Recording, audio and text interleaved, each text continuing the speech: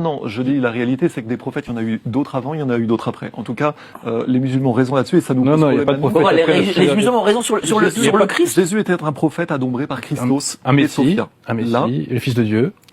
Et l'enfer est une vérité de foi. L'enfer est une vérité de foi. Vous n'êtes pas chrétien alors? Si, mais chrétien au véritable sens du terme. Non, mais se dire chrétien et nier la divinité du Christ. Elle est artificielle. Et c'est déjà l'idolâtrie. Et dire qu'il y a des prophètes après.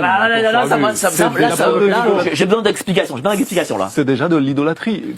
Bon Christos est un principe qui adombre Jésus, c'est-à-dire une possession positive. Donc, il perd du Jésus est un homme particulièrement pur. Il existait des connaissances pré-chrétiennes desquelles, en fait, le christianisme initial n'était qu'une confirmation à destination précisément des Juifs, qui étaient notamment dans une errance. Mais quand il dit « je suis le Fils », ou quand il dit « mon royaume est dans le ciel », c'est quoi? Différents peuples à l'époque avaient des croyances spirituelles qui les égaraient vers le fanatisme. Les Juifs notamment, mais pas que. Plusieurs peuples, c'était des dégénérés. Et d'ailleurs, après les guerres judéo-romaines, les pires fanatiques juifs qui ont échappé à Rome se sont réfugiés où? À Médine. Tiens donc, le dogme de la divinité du Christ, c'est déjà de l'idolâtrie, c'est un postulat qui a été posé après. Oui, mais ça reste d'un point de vue religieux. Sans aucune provocation de ma part, mon cher Jean-Maxime. Ouais. Sans aucune provocation de ma part.